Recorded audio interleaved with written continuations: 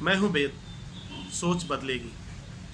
कब बदलेगी मुझे नहीं मालूम। मैं आया हूं हिंदुस्तान के उन तमाम करोड़ों परिवारों से बात करने के लिए और यह एहसास कराने के लिए कि हमारी पीढ़ी, भारत का भविष्य एक गलत रास्ते पे चल चुका है।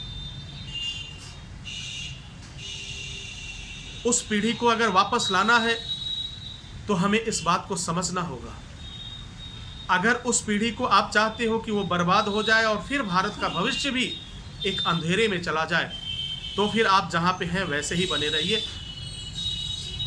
मैं आपसे कुछ भी नहीं कहूँ, लेकिन अगर आपको लगता है कि इस बात को बदलना चाहिए, इस सोच को बदलना चाहिए, इस तरह की समाजवाद को बदलना चाहिए, तो निश्चित रूप से मैं आपसे कुछ मांगने आया हूँ।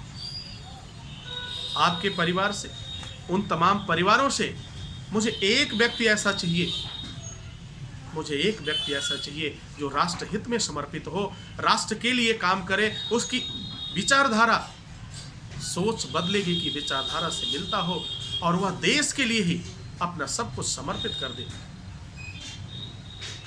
क्योंकि आप जानते हैं बेईमानी ने इतना मजबूत जड़ बनाया है कि आप अकेले उसे तोड़ नहीं सकते। झूठ और फरेब ने इतनी मजबूत जड़ जमा ली है, उसे आप उखाड़ कर फेंक नहीं सकते। आज धोखा, कदम कदम पे धोखा। सच का बाजार है, सच का बाजार है, झूठ बेचा जा रहा है। झूठ का बाजार है, सच बेचा जा रहा है। यह बेचने की कला को हमें बदलनी होगी।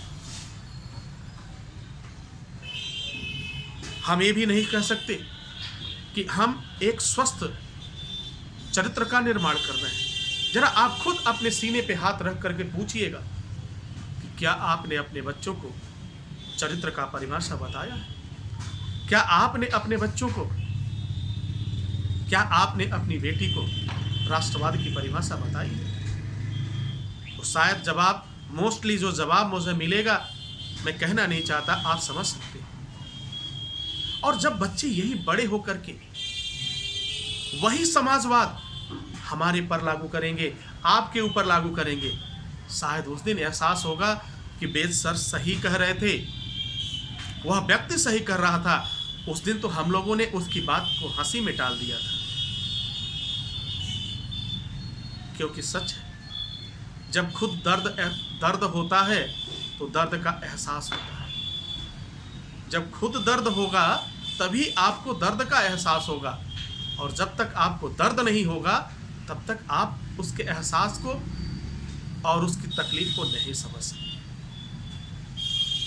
मेरा मकसद सिर्फ एक है, जो वर्तमान में राष्ट्रवाद की परिभाषा चल रही है, जो वर्तमान में समाजवाद की परिभाषा चल रही है, वो बदलनी चाहिए। और ये तभी बदलेगी जब आपकी सोच बदलेगी और आप अपने परिवार से किसी एक व्यक्ति को राष्ट्र हित में समर्पित कर देंगे, किसी अपनी एक संतान को राष्ट्र हित में समर्पित कर देंगे। और मैं आपको विश्वास दिलाता हूं कि जिस दिन से यह विचार परिवर्तित होने लगेंगे आपके, उसी दिन से एक नए समाजवाद का, एक स्वस्थ समाजवाद का, एक नए राष्ट्रवाद का जन्म होगा। हम स्वस्थ समाज, स्वस्थ चरित्र निर्माण के साथ दे पाएंगे। और फिर आपको ओल्ड एज होम नहीं जाना पड़ेगा, आपको वृद्धा आश्रम नहीं जाना पड़ेगा, आपको विधवा आश्रम नहीं जाना पड़ेगा, आप अपने ही बच्चों के साथ रह पाएंगे। अगर इस तरह की बात नहीं हुई, अगर यह सोच नहीं बदली, तो निश्चित रूप से इस बात के लिए आप तैयार रहिए कि आज नहीं तो कल आपको भी ओल्ड एज होम जाना है। आपके बच्चे आपका साथ छोड़ेंगे। जिस तरह से आपने इस राष्ट्र का साथ छोड़ा, उसी तरह से आपकी औलाद एक दिन आपकी साथ छोड़कर चली जाएगी, आपको अकेला छोड़कर चली जाएगी।